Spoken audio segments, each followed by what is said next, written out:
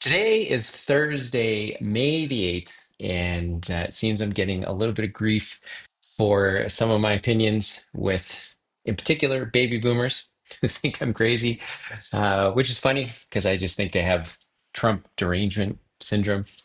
But actually, not just boomers. Actually, there's a couple of my folks in my family that um, I think feel like I'm out in space somewhere. And so today, I just want to talk about a few things to help kind of frame the context in which I look at the world, the context in which I look at Canada as a country, and kind of the underpinning reasons why I have incorporated a company in the US, opened a bank account in the US, am working towards an E2 visa in the US, as well as exploring maybe a digital nomad visa in Spain. And that might be a new piece of information for you. But I just want to talk about like three things. Okay. So here's the deal. I'm Gen X. My global opinion is that I think the baby boomers really wrecked it for everybody. And I don't mean that to be mean or to be diminutive, but they were the first generation in history to never have to go to war. They were never commanded or demanded by their government to go and fight. And they were the first generation that really didn't have incredible economic or political hardships.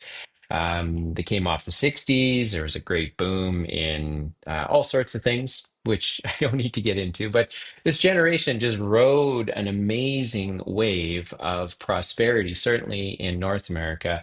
And as a Gen X, I was in that shadow, so I got to see it. Um, you know, the it's very simple things like how much money could you make at a job, and how far could that money stretch? And I think it's fair to say that if you go a couple generations down, so you go baby boomers, Gen X, millennials, Gen Z, you'll find that those dynamics really aren't the same. And there might be some boomers that roll their eyes at that. And that's fine. A lot of the boomers I know have no intention of trying to use their wealth to help the next generation. And if not, maybe Gen X, then even Gen Z. Like a lot of baby boomers have an air of entitlement to them, that they're entitled to pension benefits, they're entitled to great health care, they're entitled to spend their money as they see fit. And you know what? They're right.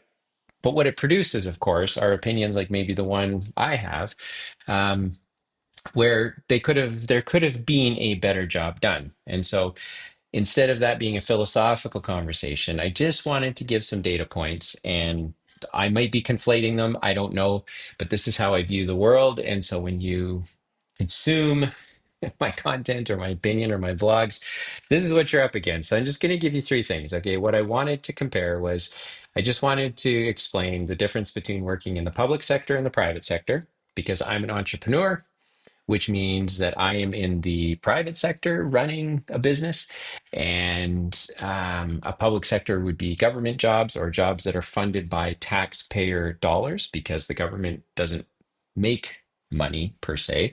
They simply tax people, and then they do the best that they can to try and use that revenue to pay for expenses based on the causes and the commitments that politicians have made. So at the bottom of the economy, you've got the private sector, folks like me, who are trying to create employment opportunities for people, and that goes all the way up to publicly traded companies. And then you've got the public sector, which are government employees. So that's the first thing I look at. I just want to talk about public versus private sector employment. The next thing that I want to talk about is I want to discuss what the productivity rates are. So when you look at a country, or say I look at my business and I go, okay, we made $1 million. How many hours did it take to make that $1 million? And hopefully, if we make $1 million next year, that our cost per hour doesn't go up, it goes down, and therefore we're more productive. So it's a pretty simple equation, but it also works for a country. So when you look at all of the productivity happening in the country, is productivity going up, meaning we are getting a better result for the same amount of inputs, or are we getting a worse result? So private sector versus public sector employment, who works for the government versus who is working in the private sector? Because if you work in the government, you're not contributing to the revenue. You're just an expense. You work in the private sector, you are contributing to revenue, and hopefully the expenses you're trusting are being managed well by the government. Then the second thing is the ability to say, how productive are we as a country? And then the very, very last thing is cost of living. I just thought that between those three things, I think it highlights my point. And of course, I'm the one putting this information out, but I would encourage you to check it for yourself. So let's just start with the very, very, very, very, very basic one. How many people work for the government? How many people don't? In the United States, much like in Spain, about 85% of the populace, of the working people in the countries of the United States and Spain, work for the private sector. That means they work in private enterprise. And if you look from 2000, what did I do this over here? 2006 to 2023, it's been pretty consistent. Pretty consistent. There has been a small change in Spain. A small percentage of the populace has gone from the public sector or private sector rather into the public sector. And in the United States, it's actually changed dramatically. It went from anyway, so the numbers don't matter. But in Canada, which is where I am, which is the only one I'm concerned about, in 2006, you had 83% of the population working in the private sector. In 2023, you had 79% of the population working in the private sector. So that's a drop of like 4%. And you're like, yeah, but so what? It's 4%. What's the big deal? Well, that 4% slid over to the public sector. So they went to work for the government. They said, I don't want to work for a company. I want to go work for the government. 4% of Canadians did that transition, roughly.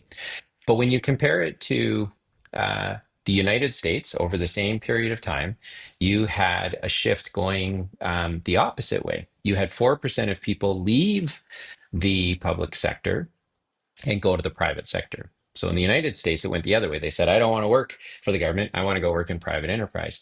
And in Spain, it kind of roughly stayed the same. There wasn't a lot of shifting happening. So in Canada, more people went to work for the government. In the United States, less people went to work for the government.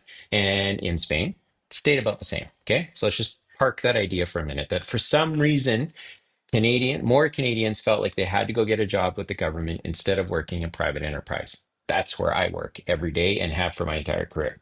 Okay, point number one. Point number two is the productivity. Okay, so that means how much growth was there in the United States between in the year 2006? There's about productivity growth of like 1.5%. So every year, 1.5%, the country was growing. In 2023, that number was 1.3%. So kind of roughly about the same. 1.5%. The country was growing every year. Okay.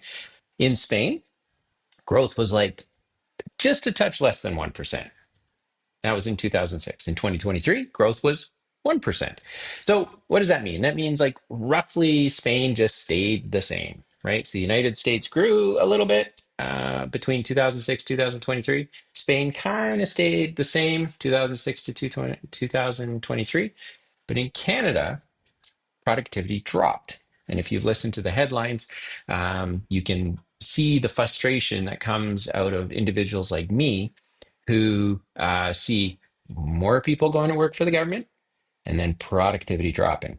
And it went from about 1%, so the country was trailing the United States, but Canada was still growing, to about 0.47%. So less than half a percentage point of growth, which is like virtually no growth. So what happens is you get all these folks going over to the government, you have less productivity. So, what does that ultimately mean? That means if you listen to my very first episodes, there's like this slow descent into something great being less great. And Canada certainly is on its way down. And so, if you then layer in the fact that in Canada, folks have left private enterprise, they've left the private sector to go work for the government because they probably feel safer there, or there's just better benefits there, or it's easier. I don't know. There's probably a whole bunch of reasons for that. While that shift is happening, the productivity level of Canada has dropped. So we have stopped being as productive as we have been in the past. And then lastly, when you look at the cost of living changes, you can see that across the board, the cost of living has just gone up. It's gone up in the United States, it's gone up in Canada, and it's gone up in Spain. So in both Canada and Spain, or sorry, let me talk about the US first. In the US, you have the cost of living going up, but you have more people going into private enterprise and leaving the government. And as a result of that, you have increased productivity. So if you kind of just look way back from at the United States, you can kind of go, I think everything's going to work out. Less people are being a drain on the system by working in public enterprise. They're going into private enterprise where revenue is created for the country, tax revenue is created. You have more productivity, so the country just overall is doing better. And yes, the cost of living is rising, but that's probably got something to do with the first two things. If people are more productive and they're earning more money, then they're probably spending it more. So that pushes the cost of goods up. So again, I don't want to get into Trump derangement syndrome or tariffs or anything like that. I'm just trying to give you like a global look.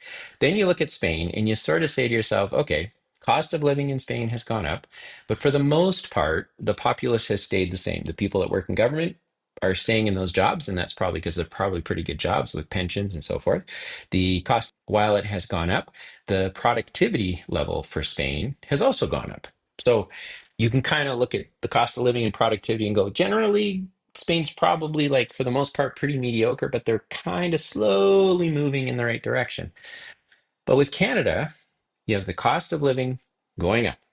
You have more people working in the public sector where value is not created, money's just spent there. That means there's no one in the public sector creating money for Canada, and people are leaving the private sector.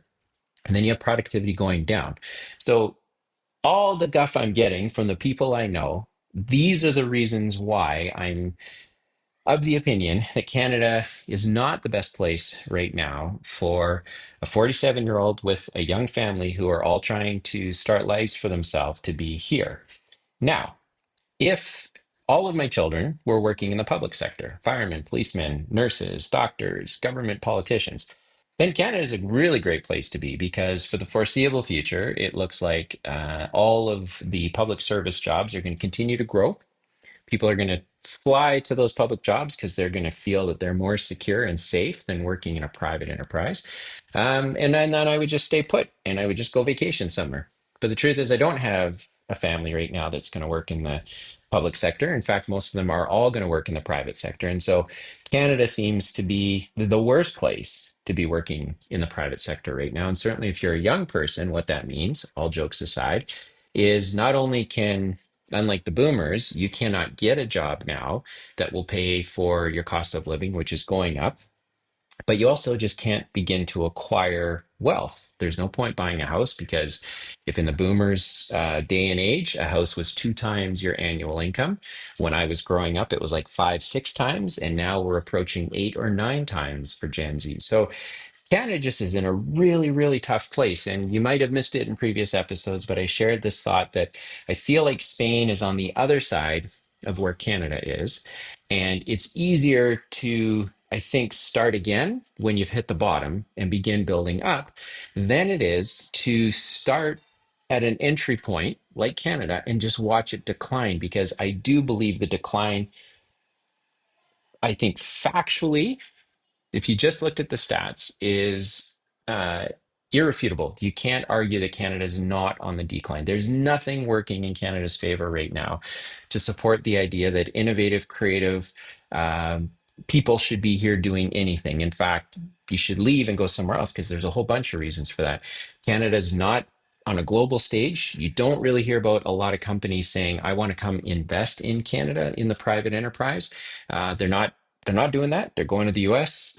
Europe is now kind of on the leading edge because they got to start figuring out how they're going to correct the decisions that the EU has made. And so I thought today, Thursday, May the 8th, that for all the guff I'm getting from the people I know, if you're willing to have an actual conversation about it, then I think those are the things that you got to be looking at.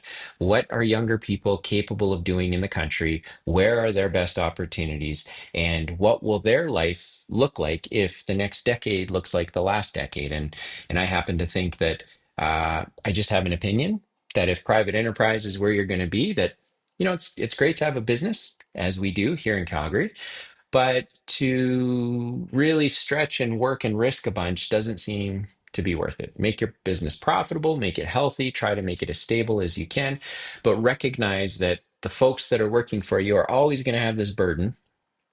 There's always going to be more attractive opportunities in the public sector because Canada right now is heavily leaning in a public sector best opportunity basis. And then that doesn't even begin to include kind of all the bureaucratic and administrative and all, kind of all the just the stuff, the muck in the machinery that goes along with trying to do something interesting in Canada. So for all the people that just don't see that, hey, I'm happy to have a conversation. I'm a husband, I'm a father, and I'm a business owner, and those are the things that on a mathematical basis matter to me. With respect to tariffs and Trudeau and Trump derangement syndrome and all those sorts of things, I think that's just noise. Politicians come, politicians go. But at the heart of a country are the people that get up every day to try and create some value. And those people that create value pay taxes. Those taxes go up to a government. A government has to be able to manage those taxes in a way that it provides for what the people are looking for. And I think what's happened in Canada now, and you've seen it over the last bunch of years, is that people are saying, look, I would love to pay more taxes. I would love to do all those sorts of things. But I just don't see that the government is making smart choices. Productivity is down. Public employment is up. Cost of living is up. Clearly, the government's not able to manage its house any better than maybe I can. And if I'm the one doing the work and generating the revenue, maybe I should do it somewhere else where there might be a better chance that it makes a bigger impact. So, just some food for thought. I know this is a little exhaustive, but I feel real strongly about it. And most of the folks that I interact with, if they're not my pals who own businesses, that's generally the same shared opinion that I have. But for folks that either have a job or work in the public sector, a lot of this stuff just doesn't matter because it's not how their life is shaped. It's not the criteria by which they get up every day and do their job. It's just a very different context. And so hopefully today you're able just to learn a little bit more about why what is the math or what are the facts that support where my opinion might be coming from. And not that I think America is a magic bullet, I just think there's a better opportunity there. And not that I think Spain is a magic bullet, but it seems like the damage and carnage has already been digested by that country, and now they're trying to rebuild.